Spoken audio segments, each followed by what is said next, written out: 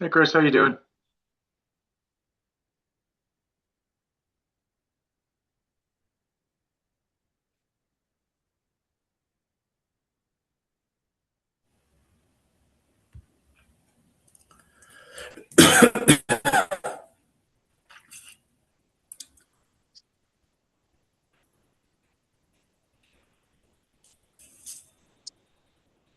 Hey, Corey. How are you? Good, good, good. Hey, Chinook, welcome back. Hello, everyone.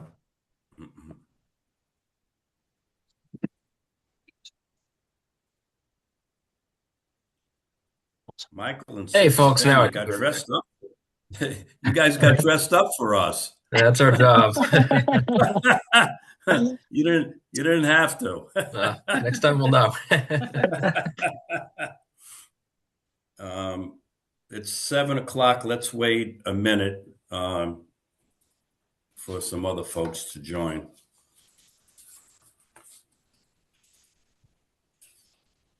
Up there, Joanna.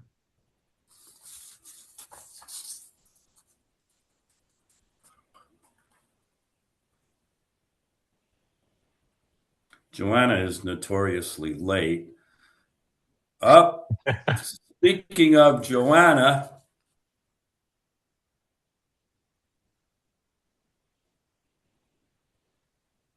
there she is.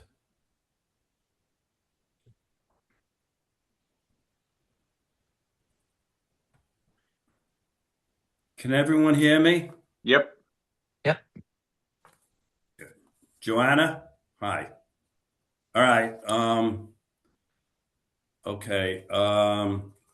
Good evening, everyone. Welcome to the January 2026 meeting of the Milburn Township Charter Study Commission, which is called to order.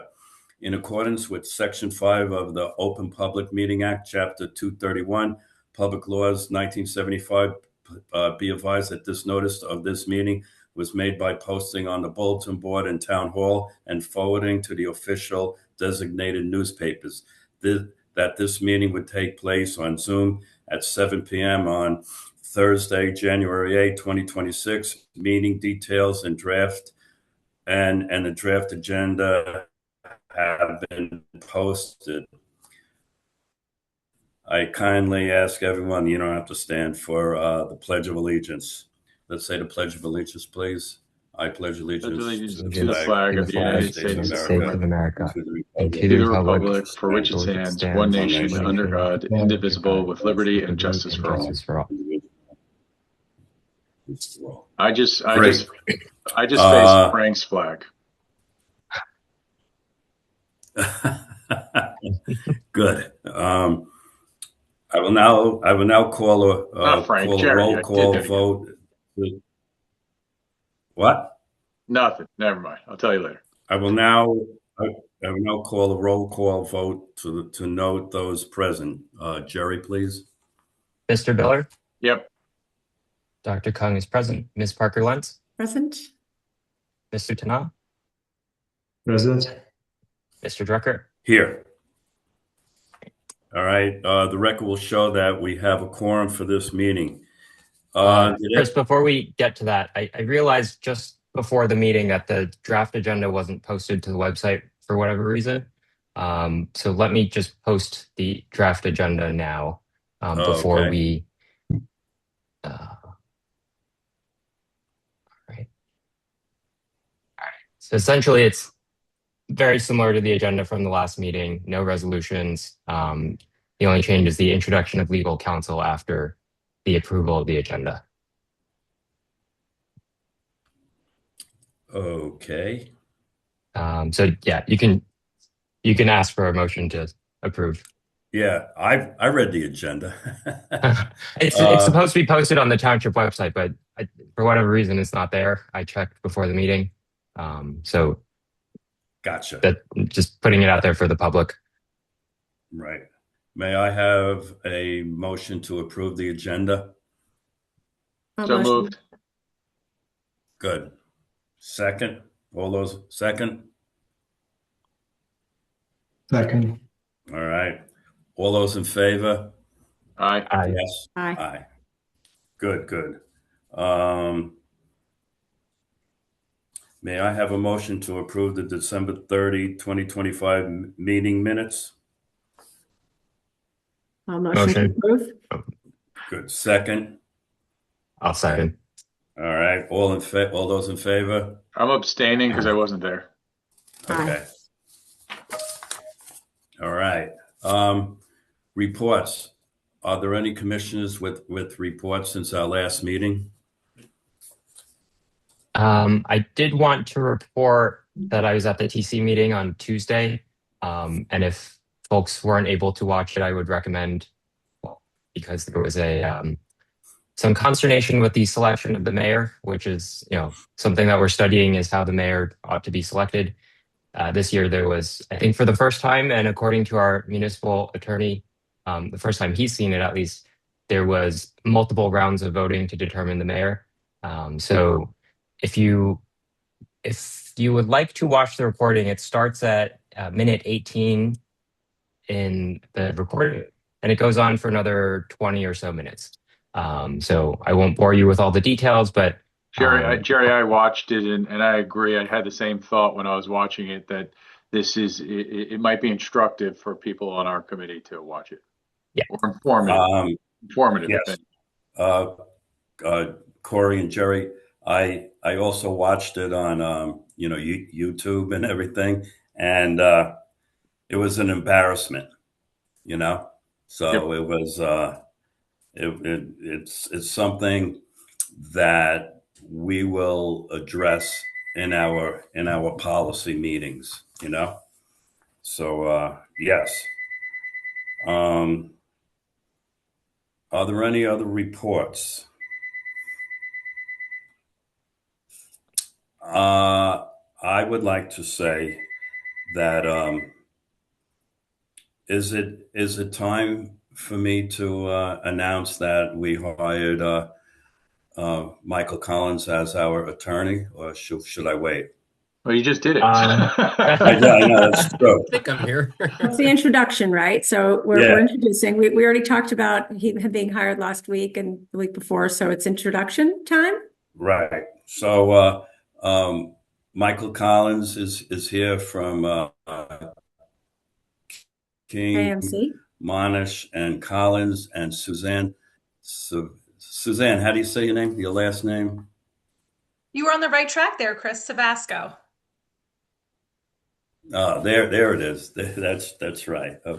Okay. So, you know what, Michael, why don't you guys introduce yourselves? Yeah, certainly. If you don't mind. Thank you, Chairman, and good evening to everyone. I'm Mike Collins. I appreciate the your confidence in our firm and retaining us over the past couple of meetings that you had. As you mentioned, I'm joined here with Suzanne Savasco, my colleague, and we're very excited about the opportunity to be representing the Charter Study Commission. Our law firm specializes in municipal law, and we represent municipalities all across the state. Just to give you a little background about myself, Suzanne and I clerked together for the same appellate judge, sad to say, about a dozen years ago, and we've more recently reconnected, and she joined us at our firm, which I'm excited about. But between then and now, I served in the governor's office as an assistant counsel, and then subsequent to that, entered private practice at Archer and Griner, and then most recently, the firm that is now King Mention Collins. Through our practice at the firm, I mentioned we do a lot of municipal law, but specifically, I've had the opportunity of representing two different charter study commissions over the past few years, one being the Red Bank Charter Study Commission and the other being the Bradley Beach Charter Study Commission. So I'm certainly familiar with the task that you have at hand as charter study commissioners, and definitely excited to represent you and to assist you through the process over the next few months. Suzanne and I look forward to getting to work with the commissioners a little further now that we're formally retained to help go over, what your goals are over the next few months and following the process that the Faulkner Act outlines. And if you have any questions for us, we're certainly happy to answer them. But otherwise, we're just grateful for this opportunity. Thank you, Michael. Does any of the commissioners have any questions for Michael or Suzanne? If this is the appropriate time, I'm not sure if this is when we start asking our own commissioner questions. I know Jerry and I were talking a bit about the document that's entitled on our website that's entitled Change in New Jersey Municipal Organization. It's a June 2006 directive for the work of a Charter Study Commission, and it sort of goes through very detailed like it gives us a skeleton and a framework of how to deal with phase 1, phase 2, and phase 3. So this is what we have been following. And we all 5 of us tend to like this format. So we just wanted to get your opinion, or I wanted to get your opinion on what you think about this document. And this seemed to be the way that the Red Bank study followed phase 1, phase 2, and phase 3. So are there opinions that you have? Is this the right, course of action? Because we obviously started on this.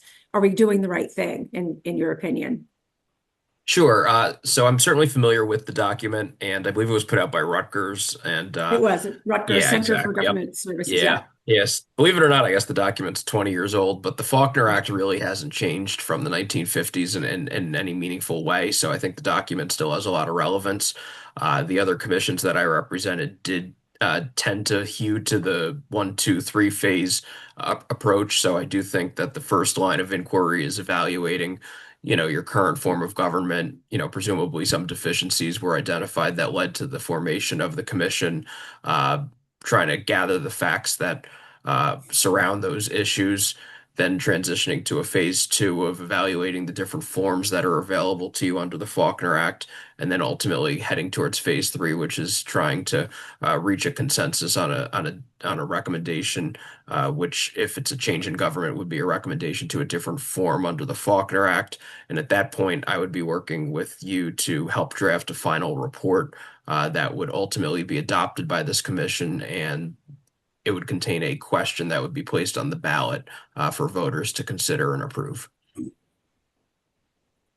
Right. I just wanted to make sure that we're keeping ourselves, very honest and making sure that we're following the format. We all, 5 of us agreed when we read it that this was how we wanted to conduct ourselves. And we did feel like, this was another, we looked at the Red Bank Charter Study Commission, process, and we thought, well, theirs was a different reason. And there was more, contentious debate, and there was a different format to how they published certain things with interviews and such. So I think, I don't know when the time is to kind of ask you also, do you think we're conducting our interviews correctly? I mean, is it appropriate for us to go through our questions with you at some point, even if it's the 2 of us as per the Faulkner Act rules, perhaps having a separate Zoom with just the 2 of us to say, hey, let's go over this to make sure we're not underthinking, overthinking. We would love to start relying on your expertise and your brain. Yeah, we're happy to serve in that role. And, I do think that there is probably some benefit to having some conversations between meetings if the commission selects a pair of commissioners to confer with us, just to make sure that, between meetings, you're structuring the agenda for the upcoming meeting the way you want it to proceed. If that involves obtaining different witnesses that you'd like to appear at a particular meeting, dealing with making sure that they're scheduled and available for that meeting, and perhaps organizing the meetings by different category. You might have a particular topic, whether it's the current form of government or looking at the other forms of government, and making sure that the speakers line up with that. So we're happy to assist you and provide you with some insight, having done this a couple of times. That would be great. I think that each of the commissioners has a couple of different jobs. Some of us are doing interviews right now. Others are going to be tasked with looking at the different forms of government in phase 2. All of us are participating in looking at the research and the data as we compile it and share it with each other. And our secretary has been working very diligently in disseminating that information. So I wonder if, perhaps to structure the next meetings, I think our secretary is probably best suited to figure out with you whether, our format is correct and our agendas are correct, and perhaps come up with a timeline of when you think witnesses should be coming in based on the current research that we've done already. And we've all acknowledged in past meetings that the questions that we've asked the current TC and our department heads and things like that are all open to going back if we've missed any questions, that you feel like, hey, these questions might benefit you in the future, to go back to these folks and also to ask the past TC members. So it might be nice to structure, that next meeting as well. And Chris Drucker, Jerry, and I have been conducting the interviews so far. And then our other commissioners. In pairs. In pairs, not In not pairs, altogether. correct, in pairs, right. Never shall the three of us will be seen in public together for the next 9 months. But no, in pairs. So we've, but we're dividing and conquering and then sharing with the group as the materials get, edited into a true format to share and learn from. Our next phase of this phase 1 will be to go to the past TC folks and ask their questions. So maybe before we go to our past TC members, it will behoove us to have you look at our questions and see if we're missing anything, or give us some guidance if you think that, there's too much or it's extraneous, and that would be great. Absolutely.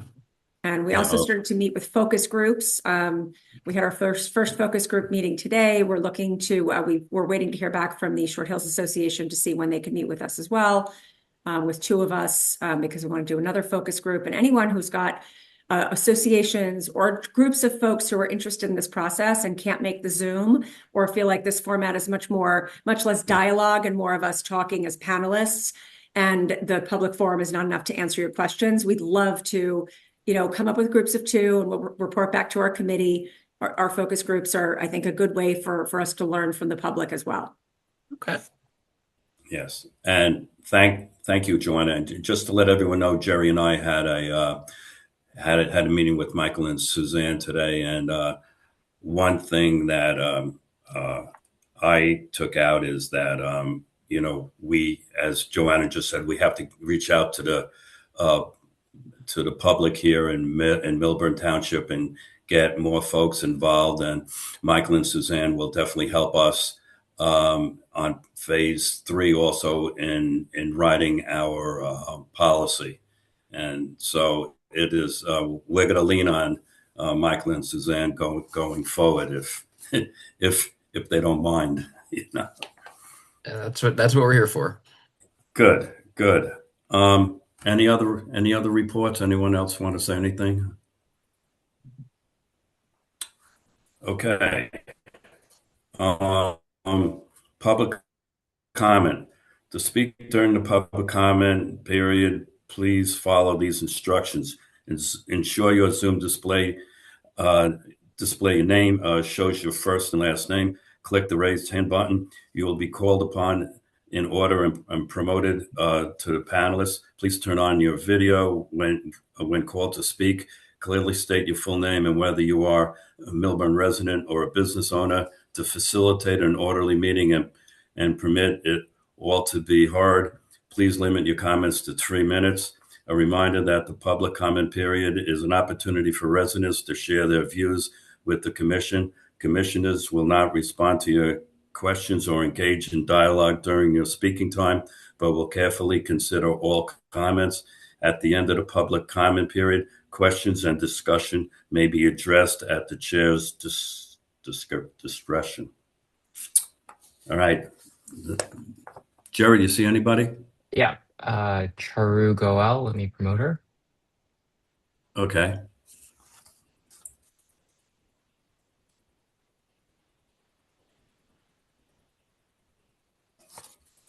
Good evening. Good evening, everyone. This is Charu Goel, and today I am speaking on behalf of the Short Hills Association. Firstly, thank you for the time and effort you are investing in this process. I commend and appreciate the updates provided thus far. And I would like to offer a few suggestions on behalf of the board, recommendations and some concerns, which is, intended to improve transparency, process rigor, and a bit better public access. I know you mentioned, Jerry, that you've just posted the agenda right after the meeting. And, I have been looking for the agenda from past couple of days. This morning, 1 o'clock, 2 o'clock, I was at work, and I work at the trading portfolio. I have a trading portfolio to manage, but still, I was trying to put in my time to see the agenda, but couldn't find it. Thank you for acknowledging, but I would just like to suggest that meeting agendas be provided at least a couple of days in advance, similar to the practice followed by the Township Committee, Zoning Board, and other committees. This would really help ensure the public is informed and better prepared to participate and ask meaningful questions. Second, would the Commission consider sharing ahead of time the individuals being interviewed? This would help the public better understand the breadth and balance of perspectives being considered. Third, would the Commission clarify how it is ensuring consistency and objectivity across interviews? Are there any standardized questions being used? What documentation practices or internal validation methods are in place to ensure themes are applied appropriately?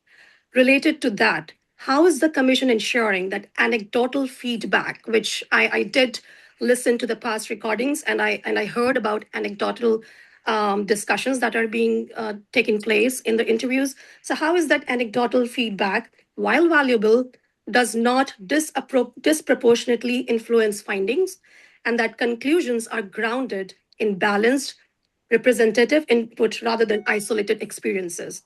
Fourth, I would recommend that the Commission consider sharing high-level, non-attributable themes or directional insights at regular intervals prior to the release of the final report.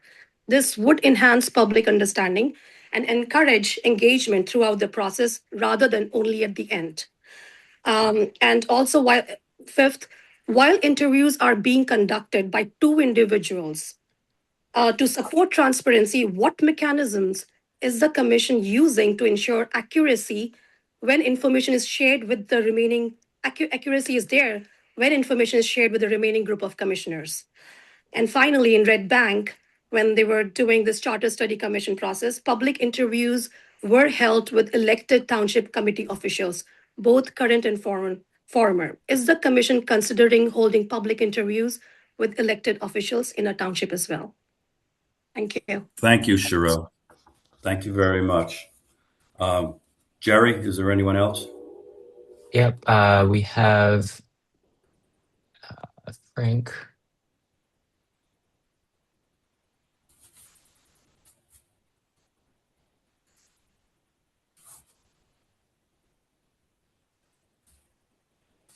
Hello.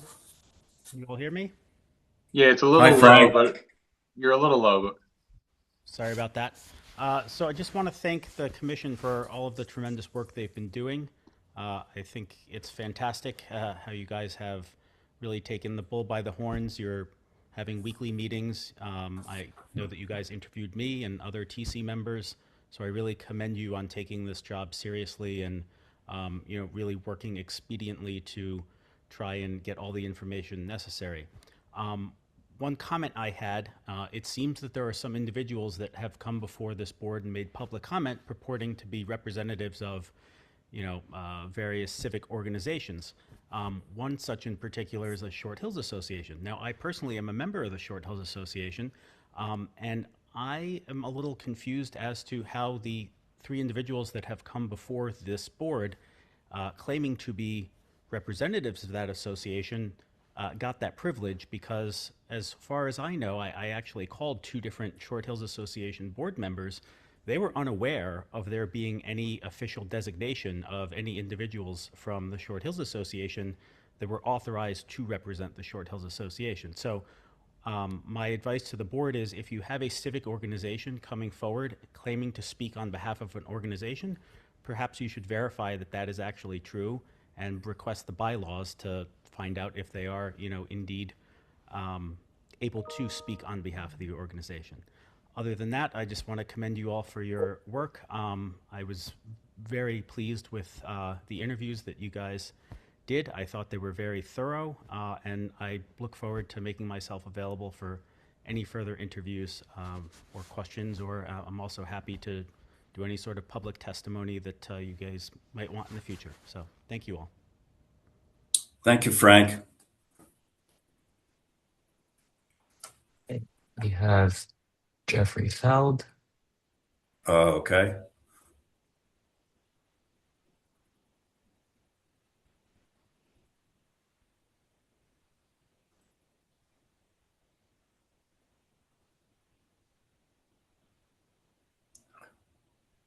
Right. Hey, Jeff.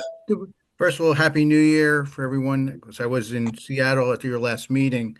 First, I want to welcome our two attorneys, and I want to thank you for your representations of the community in the Round 4 coalition litigation. I really want to thank you for the work that you've been doing on that. I am a member of the Short Hills Civic Association. I'm not on the board. This afternoon, I watched the recording of, I think, the December 30th meeting. I would ask our attorneys to, not tonight, but at some point, to look at the comments from Attorney Thomas Hildner and certain of the questions he had, because as to access of certain questions, when the public can know the questions that are being asked to these interviews, because we're a little concerned as certain people not being the city employees, but let's say elected public officials or senior administration people like the BA, whether those interviews in your other communities were subject to a public meeting, or were they done in closed sessions? That was one. I think there were several questions that you might want to give guidance to the board, because they were, that's how I interpreted the last meeting, that there were questions that they were going to see guidance from you, maybe not tonight, but by the next meeting. Also, if it's possible, can you maybe share the Bradley Beach report that you did with the public and put it on the public website, so we have an understanding how we can compare Bradley Beach to what it like Millburn size, what was your ultimate recommendations? I too attended Tuesday night's meeting. Yes, it was an embarrassment. I would also recommend the board to keep an eye on what's happening in Homedale. Homedale did not pass, I guess, their final charter, but in the last 2 or 3 days, their public forums, there's a cartoon coming out, I think it's Homedale Current, about how you think our meeting was disrespectful. They said it was a zoo in Homedale. And this is one that I think as an exhibit, when you make your recommendations, whether or not to have an elected mayor, you could say these are the examples that, one, we witnessed in Millburn on, January, I don't know what you're showing, or a clock. And I think that's really it, is that, again, thank you for your service. And just to look at the questions that Tom Hildner asked at the last meeting, and maybe giving guidance as to whether witnesses or questions could be shared with the public. Again, thank you for your service. Thank you, Jeff. We have Jay Moriali next. All right.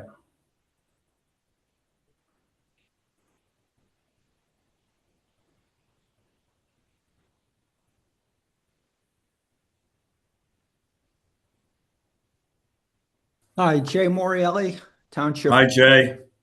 Hey, Chris. Michael Collins, good to see you. Pleasure. And I just want to say thank you for all the help that you've provided me and others over the past couple of years in the effort to get this Charter Commission formed. So thank you. I'd like to respond first to the allegations from our mayor that anything improper happened as part of the Short Hills Association. At our December meeting, we discussed and appointed several committees, as is recognized and called for in our bylaws. We have a membership committee, we have a nomination committee, and we opted to form a charter study committee to help inform our members of the happenings within the Charter Study Commission. That committee was voted in unanimously by all members that were present at that meeting. I'm not sure which members Mayor Saccomanni is referring to, but if he had taken the time to reach out to any one of the people that attended that meeting, or if he would have spoken with the people and asked those individuals if they received a summary within a day or two after the meeting announcing the formation of all of our committees for 2026.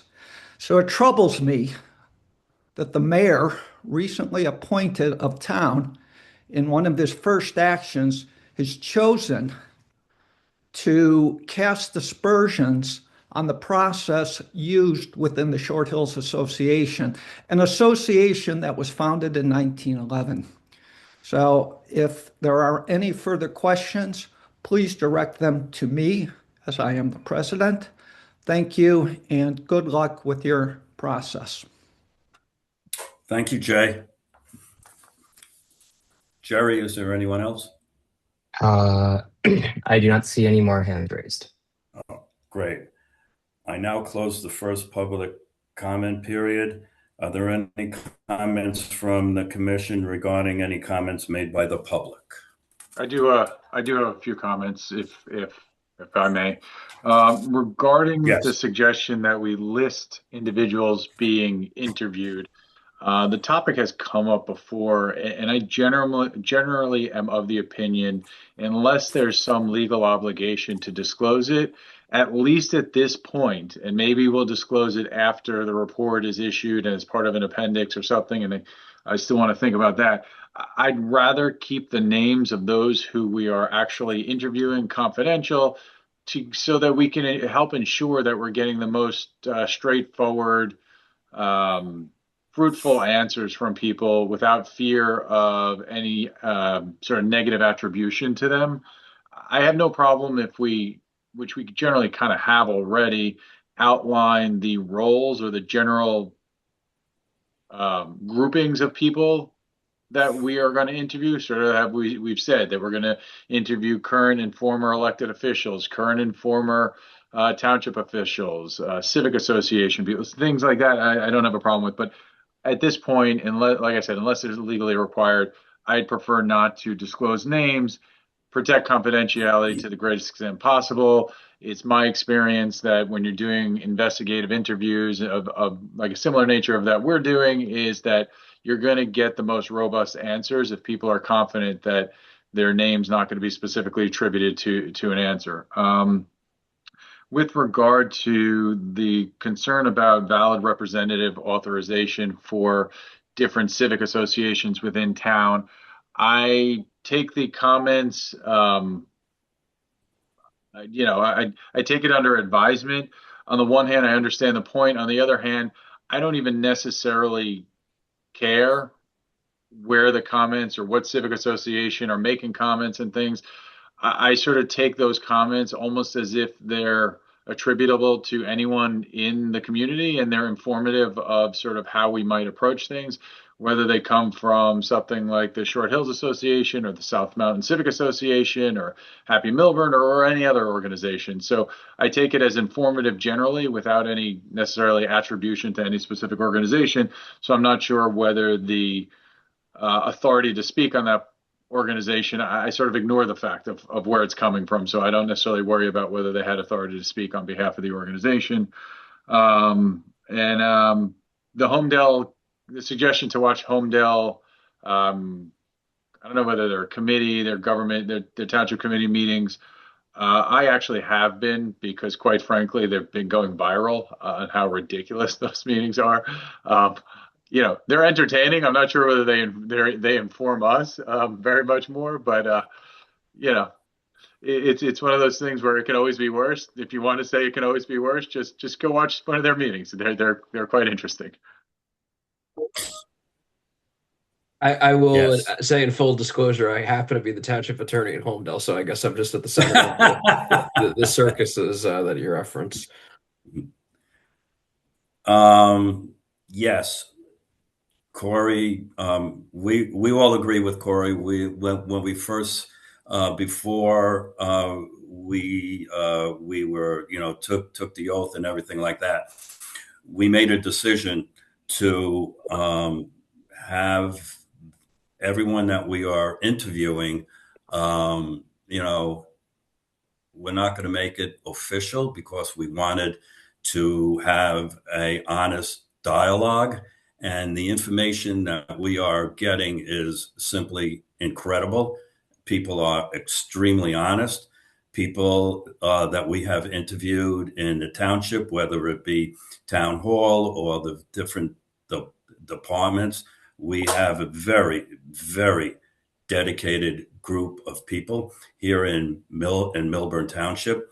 And I think Joanna Parker-Lenz and Dr. Jerry reached out to folks, and if they want to meet individually with them, they can. And if anyone in the public has a question that they want us to ask, individuals or TC members or former TC members, please, let us know. But we are not going to publish the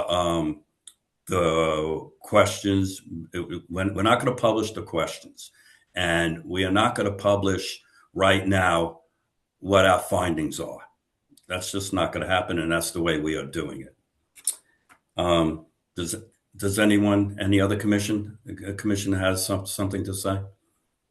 Well, I might ask Michael at this point, do you have an opinion on publishing versus not? Of course, we will publish those questions. We're hoping to get the honest answers at this point.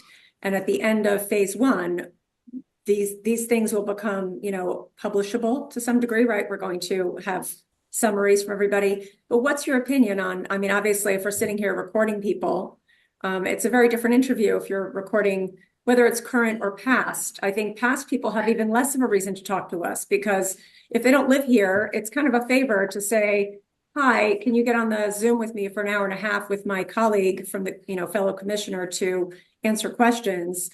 People don't want to be reached out to if they say the wrong thing and it's recorded. It's just, I wouldn't, if I didn't have a good experience on TC, I might not say yes. But if you know Chris or me or anyone who's interviewing you, and you say, hey, will you get on the phone with me? And yeah, you might live in, I don't know, California, Colorado, wherever you are. Will you talk to me about your experience as a TC member, as a mayor, as a deputy mayor, as somebody, and give me your honest opinions on, what the forms of government, were looking like for you, and how did it feel, partisan, nonpartisan, et cetera.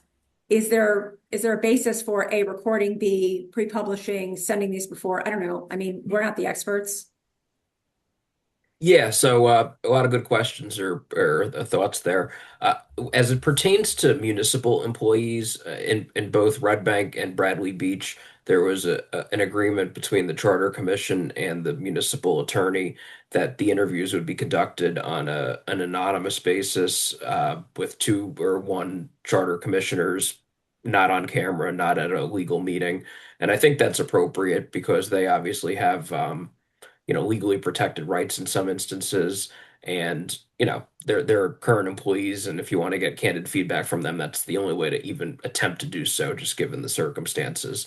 I think the inquiry is slightly different, I would say, for potentially for elected officials or for your very high-ranking folks in town, perhaps your administrator. And so that's where the commission would have some discretion on whether you want to bring folks in for public interviews in addition to the good work you're doing in private. And in terms of the work in private and reporting it out, I would suggest that, especially if you're trying to do things in phases, that at some point, whatever work is going to be done in private exclusively, that the commission members who did that work report it out to the public so that that can be disseminated. And then the minutes of that meeting where it's reported out can then be relied upon when you're preparing your final report in phase 3. And, you can memorialize the different findings because those would obviously help support whatever conclusion you ultimately reach. And as it pertained to the employees, to kind of protect that anonymity in Red Bank and Bradley Beach, there was never any direct citation to any particular person. And it was really more of a summation of just general senses that they got regarding, the different and I don't want to say anything because it's gonna could lend itself one way or the other, but different things that people as a trend that could be picked up from interviewing multiple people. Yeah, so Thank you, I feel like thank you so much for that. There were definitely trends that we picked up. So I think it's much more clear with the employees and the privacy and we do have the trends. Those are exactly what we were going for. With regard to the private versus public interviews. So I kind of like a bit of what you touched on is while we're doing this private work, it's informing us to see what's really relevant, and I think that to have a 2-hour recorded session perhaps may not be relevant to the general public, right? So if we get to the meat of it, perhaps it's a phase 1 and phase 2 for us too. It's like, hey, okay, elected official, we've interviewed you once. You said we can come back to you. Can we ask you the most relevant questions that are literally pertaining to the forms of government and record you saying that? Is there validity to something like that?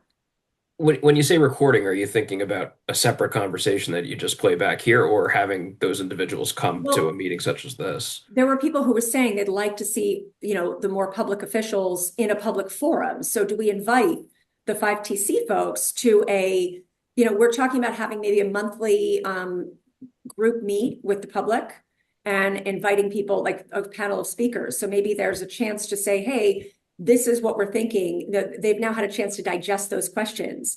And there could be a summary, almost like a live summary. Is there some validity to bringing out in public those folks who we interviewed, and bringing out the most important questions, the relevant ones that will inform the public?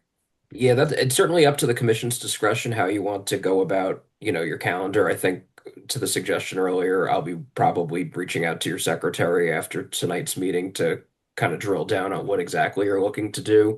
But generally speaking, if there's a class of individuals that the commission wants to interview, the one thing I would suggest is consistent with the one public comment you heard,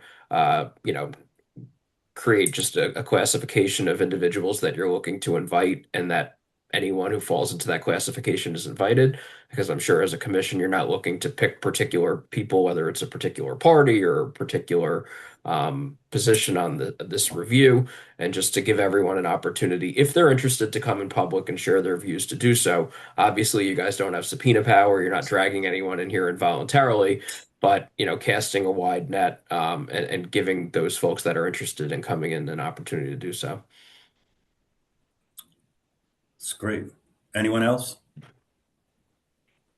All right. Old business, interviews. I guess we were already discussing interviews. Oh, right. Yeah. I mean, it's fine. I think the discussion is good. I certainly agree. I think, once we get closer to the end of phase 1, I think it's definitely a good idea for us to publish our findings and make those public, just so that, as Michael said, that'll help us with phase 3 and also give the public confidence as to what we've, spent our time doing through these interviews. Yes, I totally agree with that. And just so everyone knows, we're knee deep into phase 1, so we aren't even close to finishing phase 1, so old business. Joanna, can you address this, please? Community outreach. I know you have with, Yes, work moms and other groups. Yes. So we are nearly done with the FAQ. I think it's looking really fabulous, and I think by the end of this evening, hopefully, I don't know who has responded back to you, Jerry, yet, but hopefully by tonight, Corey, Chinook, and Chris, I'm sure you've looked at it. If you guys can take a look at the FAQ, my dream was the FAQ goes onto our website, but I also get, send out the FAQ along with our next Zoom. This week, I reminded people this evening, like, hey, in an hour, we're having this commission study. So, please log on if you can, but it'd be nice to inform them to know what they're logging on to, because I know that, during some of the door knocking, people thought this was a charter school study, and it's not. So the FAQ will hopefully help solve that. It would be great to send it out to the collective networks that we all are a part of. I have about 2,500 people to send it to just in the listservs. There are many, many WhatsApps that we are all a part of. So we can maybe take the FAQ into a short format of, like, if you'd like to learn more about the charter study, this is the three short points. Here's our website. Here's the next Zoom. Come learn about it. And I think we should all send it to our own individual networks. I know for me, for my charitable things, I have about 250 people that sit on my, on my list that are in town, where I stalk them about Oktoberfest or the rummage sale or whatever other charitable things that I'm a part of. So that's a separate grouping. I just wanted to make sure we sent that as a comprehensive, like, here, this is what our FAQ is. Here's our next Zoom. So I think for next week, we can do that this week. Work moms and newcomers were invited a bit last minute, but I think the idea that we were going to have each of us maybe stop by town hall and make the announcement, so the people who watch those, which is much more watched than we are tonight, or, I'm assuming in retrospect, people are not watching our videos as much as they are the TC meetings. So if we have somebody announce that, hey, there's the Charter Study Commission group meeting that's happening for the next X amount of, months, and please log in and send us your questions. And anyone who is a larger group or even a small group, the focus groups that we're meeting with, they don't have to be related to a civic associations. To Corey Biller's point, everyone who's a resident is a member, who's going to potentially care, and we want to hear from you. So we'd love to, like I said, we were reaching out we'd love to sit down with Jay and Tom and Sharu, who were the designated members, to sit down with us and pose the questions that you guys want. We'll go through our questions that we have. We ask that if you guys can think about the people that we could interview, we'll send you our list of who we would like to interview from the past TC members. And that way we can make sure it's as comprehensive as, the township residents would like us to be, more than just what's in our own brains, Thank you, Joanna. Anyone else? As part of community outreach, I think it's come up in this forum before, but I'm happy to make announcements at TC meetings, since I go to all of them anyway. So if you all are okay with that, I'm happy to, using my public comment as a citizen, I will, make advertisements for the Charter Study Commission meetings. Chris, do you know who would be the secretary or the person to distribute information for the South Mountain Civic Association?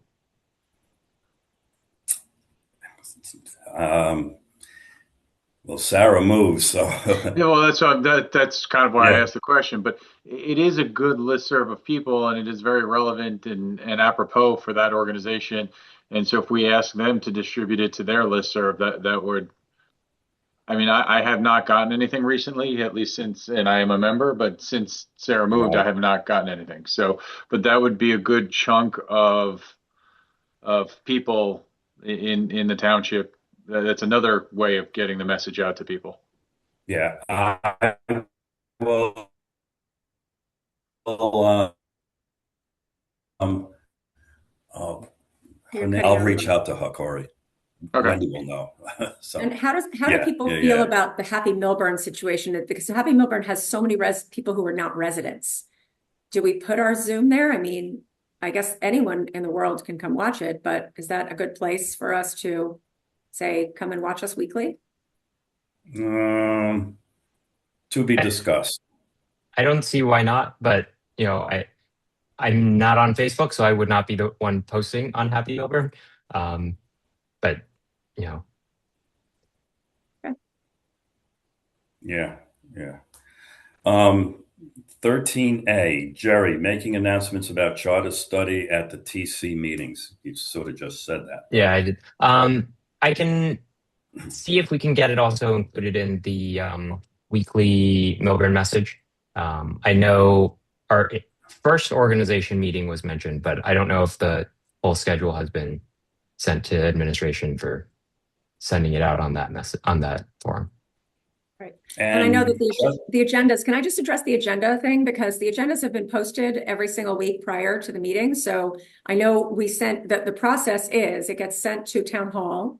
It gets posted on the website. And obviously, this week was busy with the TC meeting on Tuesday. So perhaps we just got a little behind because of it, because I'm sure there was a whole bunch of new business for the town to deal with, right? So we'll do our best to keep our agendas up there. I know last week, Tom Hildner was very kind to commend us about all the agendas being up there and having our videos. Was on a little lag the first 2 weeks, but again, I think we're all pretty much doing as best as we can to get everything up there. The agendas are pretty similar week to week. There's nothing crazy. It's past business. It's our interviews. We're not very controversial in what we're doing. It's just pretty systematic routine of now getting through all the interviews. Phase one is pretty clear that it's mostly studying current form of government, the past folks, on TCs and the employees. I mean, that's really the simplicity of this first phase. And I should remind the public that the email address is on the website, and that gets checked once a day. So, if something's missing, send an email, and it'll get, flag it through email or some other way, and we'll make sure it gets handled. And just to let everyone know, starting next week, we can meet in public at the Bauer Center. So starting the 15th, in person. So anyone who wants to join me, because everyone knows how great I am on Zoom, I will be at the Bauer Center every meeting going forward. And I think it will draw more people. People to come in person.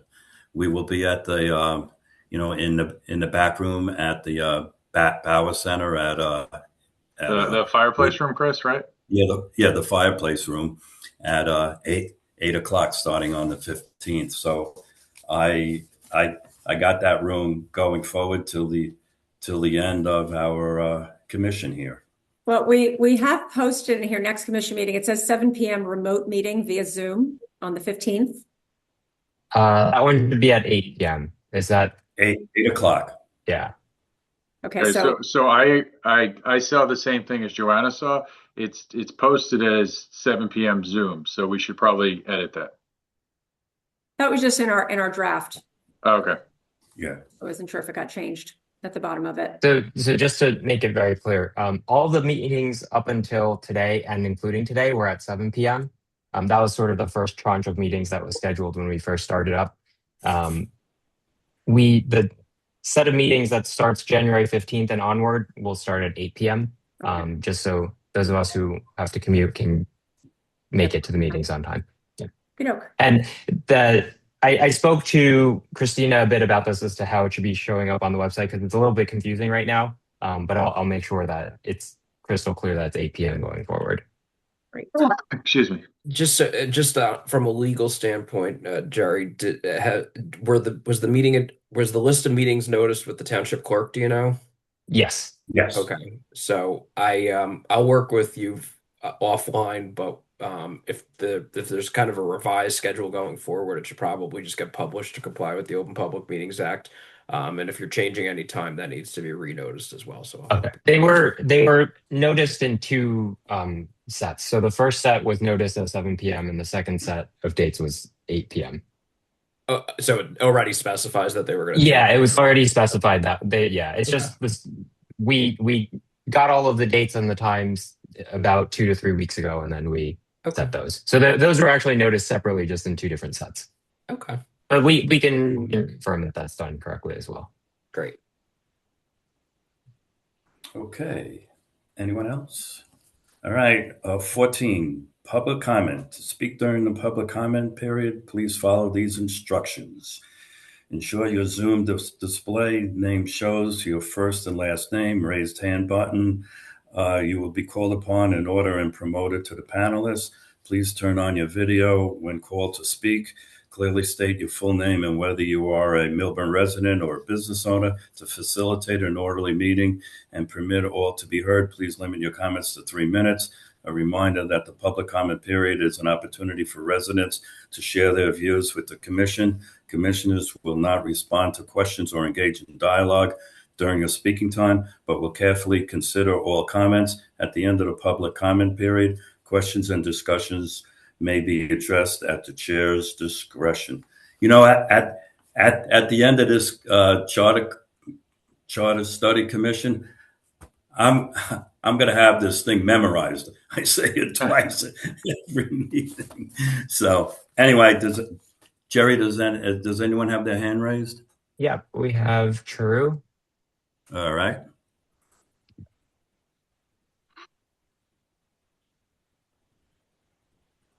Hey, Charu. Hey, Chris. Good to see you. And I really want to commend again all the good work that you and all the other commissioners are doing. It's fantastic. But again, we are here to make sure that this whole process is transparent and how meaningful we can give the inputs, have more public engagement. This is all for the benefit of the community for Millburn. So, and again, it's, we are all in this together, and we would love to help as much as we can from the public. Again, thank you for considering the possibility of holding public interviews with elected officials. To clarify, we are not requesting public interviews of employees, but only of elected officials, like how Red Bank did. This review, relates to evaluating different forms of government and is intended as a learning and fact-finding exercise.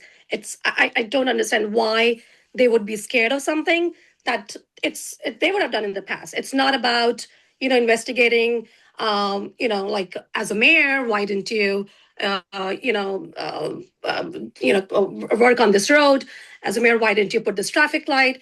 No, it's not about that. It's about what was that form of government and what was your experience. So I think that should be very candid if a public interview is being held. And it's just, the goal is simply to learn from the experiences. And I don't think so it would call for criminal investigation, or they should be very scared. It's their civic duty as well. And another question I had, which I didn't hear any answer, I did hear about anecdotal experiences. So what safeguards, do we have to prevent interviews from outweighing data? How is perception risk managed during the process, like relative to empirical indicators? And the third thing which I wanted to really ask, because you are interviewing in groups of 2, what mechanisms is the commission using to ensure accuracy when information is disseminated with the remaining group of commissioners? Thank you.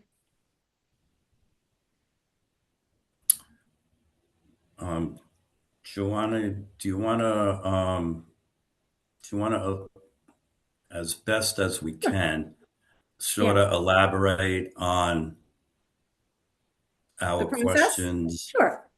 So I don't know that I understand the first part of that question, empirical versus anecdotal. I'm not sure I understand the question nor how to answer it. I don't know if Michael has a interpretation or Jerry, because I'm not sure how to respond. How it affects how we interpret the answers. Well, I think, Joanna, I think maybe what she was getting at is how do you distinguish as an interviewer what is maybe truthful, not truthful, what is accurate or contrived or something like that. And to that, I would say that I don't think we're going to get necessarily, I forget it. I know we're not getting all empirical answers. I think the point is that we're going to interview as many people from different roles and parties and affiliations and get a sense of the overall picture based on weighing different answers from different people against each other, and then it becomes a sort of a to a great extent, a judgment call. Right. I think that I was gonna add to that, Corey. I don't think any single anecdotal incident by itself is gonna influence the commission's view or decisions. If a collection of anecdotes points to a systemic issue, that's when we think more about it and deliberate on it. But we want the anecdotes. We want to see if there's a pattern.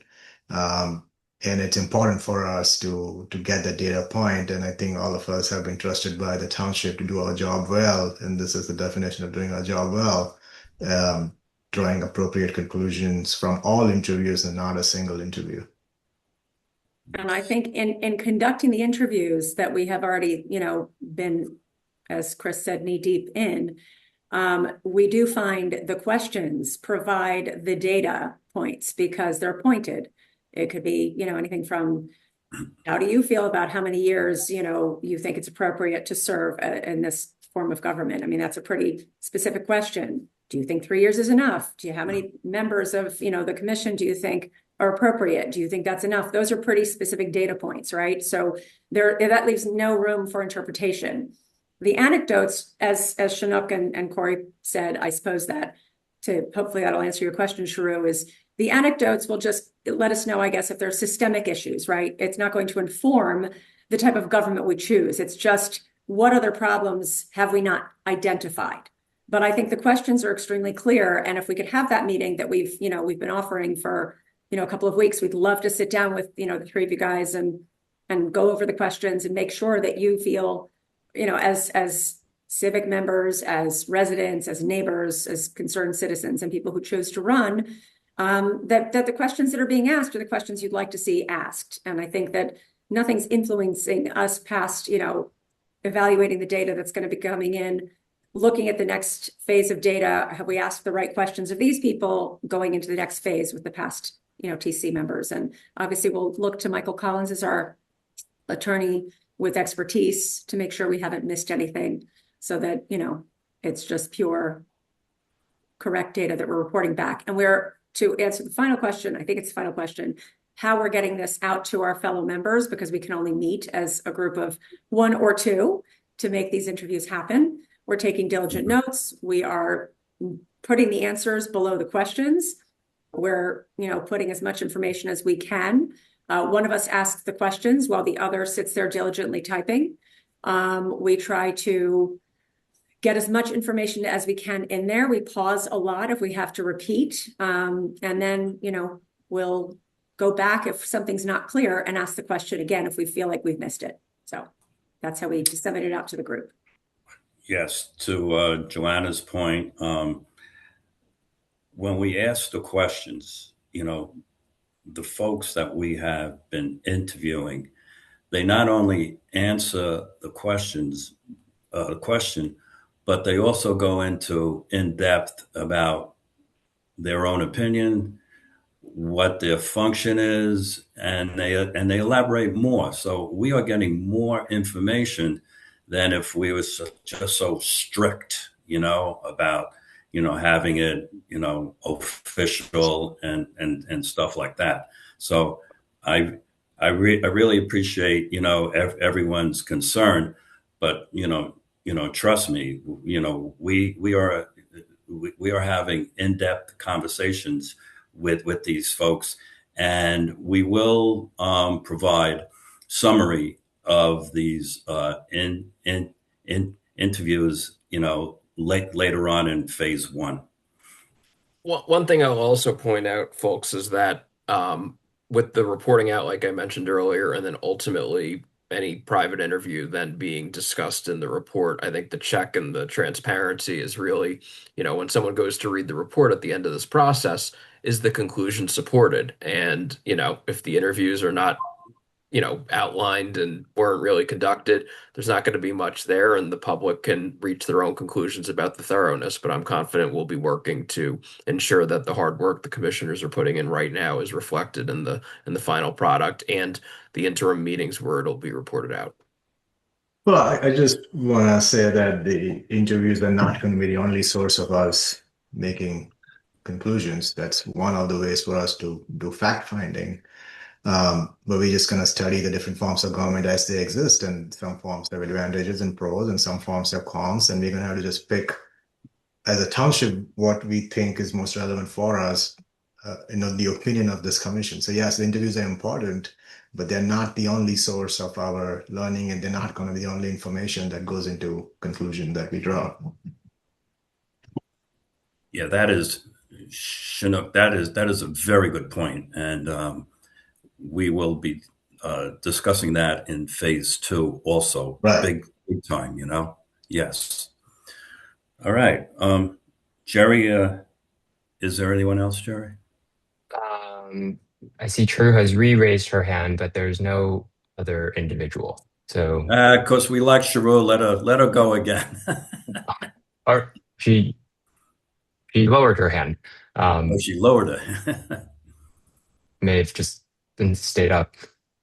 Okay. I don't see anyone else with their hand raised. All right. I now close the public comment period. Are there any comments from the commission regarding any comments made by the public, which we sort of just did, but does anyone else have anything to say? I see True raised her hand after it closed. So. I agree. All right. We'll let her in. All right. Well, I closed it, but if Sharu wants to say something fast, we'll let her say it. Hey, Sharu. Hey, Chris. No, sorry. There's something I think happened with my phone while I was raising the hand. It did take a while to come up. So thank you for letting me know. I just wanted to clarify to Shunak that it's not about getting to the systematic issue. What I was asking was, how do you manage those perceived risks? That was my question, basically. How do you make sure that it is not dominating or it is not influencing? What mechanism is there to ensure? Because I understand these anecdotal findings would lead to systematic issues, but what mechanism, how are you controlling or managing that risk that it's not the emotion that gets into the final review or the decision which you would be recommending to the TC? That's all. Thank you. Thank you. Chairman, do you want me to respond, or please, since it was directed? Yes. Well, I'm not sure how to really answer that question other than to say that we are going to be free from bias, and this is a genuine effort to study our system. And as I said before, look at different possible alternatives, including our current form, and see what's the best. So there is, other than saying we are not going to be biased, we're not going to be influenced by just one person or one opinion or one viewpoint, I don't know what mechanism can exist. This is not a system. This is not a computer-coded system that we are developing. This is our discretion, and we're going to put out a report, and ultimately the voters are going to be the judge of whether they want to accept the recommendation or not. So yeah, I think just to sort of follow up on what Chinook is saying is, I think, look, we got to use judgment. We all know that we're going to be using judgment in all of our interviews and all of the reviews of the information we get from the interviews. And we just have to be deliberately mindful, and we are. We've already discussed it. We've said it in public meetings that we're going to be deliberately mindful to keep as much of an open mind as possible. And we will we have all agreed to check each other. If we disagree with or we have an opinion, we are going to be purposefully vocal about expressing how we may interpret something, how we may view something, and our opinions on things. And that's, I think, one of the things about this group here that I appreciate is that we're coming from different perspectives. And I want anyone on this commission or the public, if I say something, to call me out. If you know me well, you've probably heard me say this before. I reserve the right to be smarter tomorrow than I am today. I'm not going to sit on principle. And if you have something that you think is incorrect, I'm open to hearing it. I may change my mind. I might not change my mind. But the point is, I'm going to be purposely open-minded when reviewing these things. So I just wanted to add maybe, and I don't know if this is what Drew was getting at, but I think, the difference between anecdotal versus empirical, I think we have to weigh sort of the scale and the impact of any anecdote that's told to us, right? So, someone might give an example as part of an anecdote, and then we might say, well, what was the scope of this? Was it $100? Was it $1,000? Was it $1 million? Was it $10 million? If it's $10 million, has someone who also served on the TC at the same time or another municipal employee, should that come up in that interview, right? So I think maybe anecdotal is not quite the right word. Maybe they're just examples. And examples have different scales, and we're not going to cherry pick some example that's not moving the needle on anything, right? So I think that's sort of where the judgment call comes in. At least that's sort of how I understood what that question was to be. I think the more examples we see that are of a similar vein, that will point in a direction in terms of this is a general theme, in terms of this is where our government is working well, this is where it's not working well. And I don't know, short of finding multiple different examples, how someone would go about explaining that. Yes, it's very interesting. So Michael, let me ask you a question, and I know I asked you this afternoon. So, like when Joanna and I are interviewing folks, okay, we take copious notes and everything like that. So we cannot meet as a commission without it being in a public forum, correct? Correct. More than 10. So, Joanna and I will meet, or Jerry and I will meet, and we'll come to a conclusion. And then one of us will sit down with Corey or Chinook or whatever. And then we have to rehash what we find. And then all of us come to a conclusion. I think in terms of the specific mechanics, Chairman, I'd probably want to chat offline with some of you individually to be able to give you more candid legal advice. That's one thing I'll always remind you all. My job's to guide you here in public, but if anything's a kind of a specific legal conclusion, we would do it in executive session actually, or outside of a public meeting. But generally speaking, I think there's going to have to be some transition where the one or two commissioners working on it collaborate on what they see as the material that's subject to being reported out, because it's kind of a trend or an overall conclusion.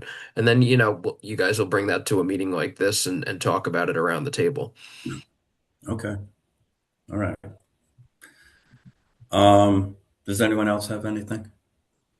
May I have a motion to adjourn the meeting? I'll motion to adjourn. Second. All right, I'll second. All right. Thank you, everyone. And our next meeting is January 15th, either Zoom or at the Bauer Center at 8 o'clock.